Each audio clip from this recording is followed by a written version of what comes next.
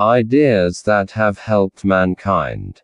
Bertrand Russell. Bertrand Arthur William Russell, 1872–1970, a British philosopher, historian, mathematician, advocate for social reform, pacifist and a prominent rationalist of the 20th century, was a prolific writer. He was also a commentator on a large variety of topics. His comments on sex, marriage, politics, religion, science, psychology, philosophy, socialism, education, Christ, Marx, Buddha and a host of other topics are pithy and full of candor. In 1950, Russell was awarded Nobel Prize in Literature, in recognition of his varied and significant writings in which he champions humanitarian ideals and freedom of thought. As one of the world's best-known intellectuals, Russell's voice carried great moral authority. He was original and provocative in his attitude and clear and forceful in his style. His writings emphasize reason, intelligence, human happiness, peace and liberty. His major works include A History of Western Philosophy, Human Knowledge, Its Scope and Limits, Authority and the Individual, Has Man a Fact and Fiction, My Philosophical Development, Conquest of Happiness, Marriage and Morals, Roads to Freedom, In Praise of Idleness, Why I Am Not a Christian. Before we can discuss this subject, we must form some conception as to the kind of effect that we consider a help to mankind. Are mankind helped when they become more numerous? Or when they become less like animals? Or when they become happier? Or when they learn to enjoy a greater diversity of experiences? Or when they come to know more? Or when they become more friendly to one another? I think all these things come into our conception of what helps mankind, and I will say a preliminary word about them.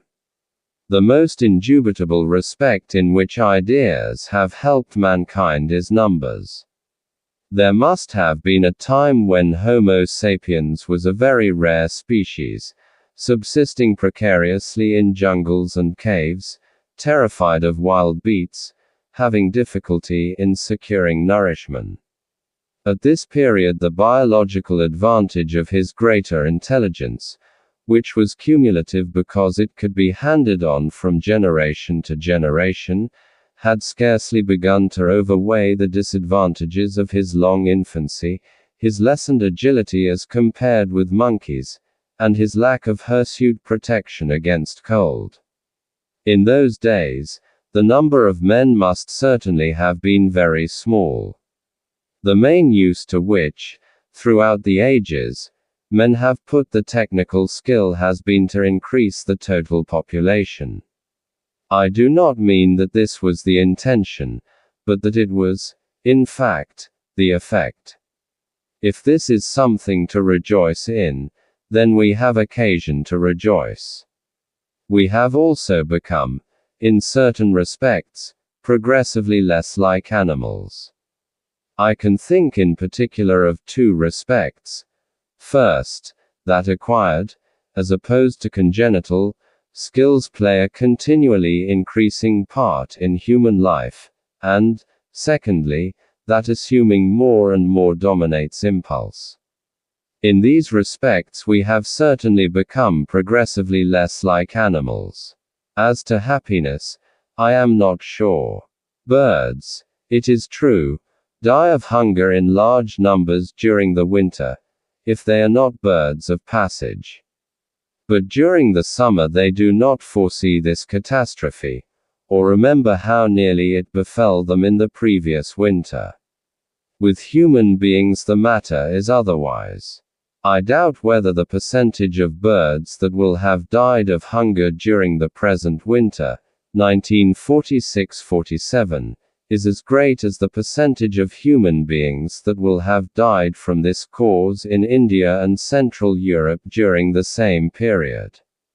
But every human death by starvation is preceded by a long period of anxiety, and surrounded by the corresponding anxiety of neighbors. We suffer not only the evils that actually befall us, but all those that our intelligence tells us we have reason to fear. The curbing of impulses to which we are led by forethought averts physical disaster at the cost of worry and general lack of joy.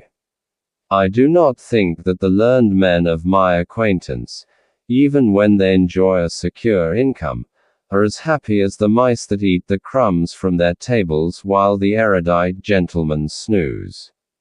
In this respect, therefore, I am not convinced that there has been any progress at all. As to diversity of enjoyments, however, the matter is otherwise. I remember reading an account of some lions who were taken to a movie showing the successful depredations of lions in a wild state, but none of them got any pleasure from the spectacle.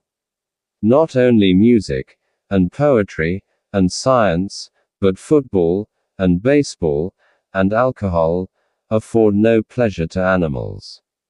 Our intelligence has, therefore, certainly enabled us to get a much greater variety of enjoyment than is open to animals, but we have purchased this advantage at the expense of a much greater liability to boredom.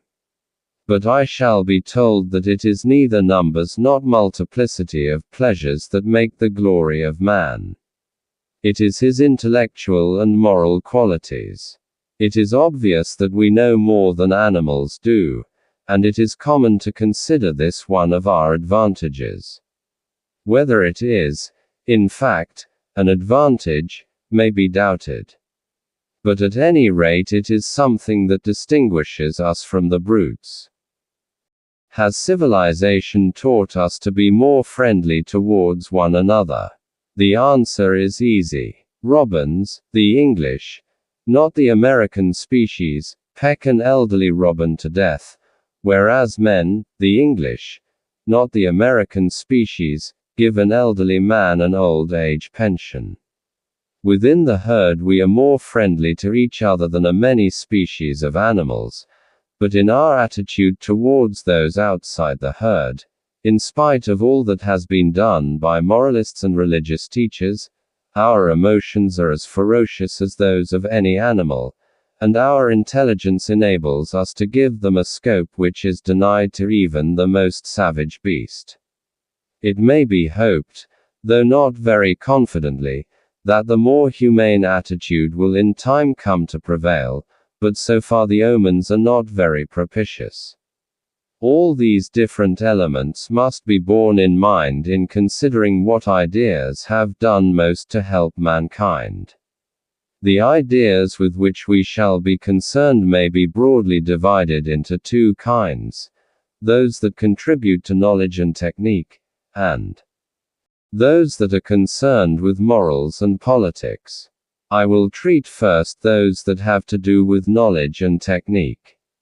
The most important and difficult steps were taken before the dawn of history. At what stage language began is not known, but we may be pretty certain that it began very gradually. Without it, it would have been very difficult to hand on from generation to generation the inventions and discoveries that were gradually made. Another great step, which may have come either before or after the beginning of language, was the utilization of fire. I suppose that at first fire was chiefly used to keep away wild beasts while our ancestors slept, but the warmth must have been found agreeable. Presumably on some occasion a child got scolded for throwing the meat into the fire, but when it was taken out it was found to be much better, and so the long history of cookery began. The taming of domestic animals, especially the cow and the sheep, must have made life much pleasanter and more secure. Some anthropologists have an attractive theory that the utility of domestic animals was not foreseen, but the people attempted to tame whatever animal their religion taught them to worship. The tribes that worshipped lions and crocodiles died out, while those to whom the cow or the sheep was a sacred animal prospered. I like this theory, and in the entire absence of evidence, for or against it, I feel a liberty to play with it. Even more important than the domestication of animals was the invention of agriculture, which, however, introduced bloodthirsty practices into religion that lasted for many centuries. Fertility rites tended to involve human sacrifice and cannibalism. Moloch would not help the corn to grow unless he was allowed to feast on the blood of children. A similar opinion was adopted by the evangelicals of Manchester in the early days of industrialism, when they kept 6-year-old children working 12 to 14 hours a day, in conditions that caused most of them to die. It has now been discovered that grain will grow, and cotton goods can be manufactured, without being watered by the blood of infants. In the case of grain, the discovery took thousands of years. In the case of the cotton goods, hardly a century. So perhaps there is some evidence of progress in the world. The last of the great prehistoric inventions was the art of writing, which was indeed a prerequisite of history. Writing, like speech, developed gradually, and in the form of pictures designed to convey a message. It was probably as old as speech, but from picture to syllable writing and thence to the alphabet was a very slow evolution. In China the last step was never taken.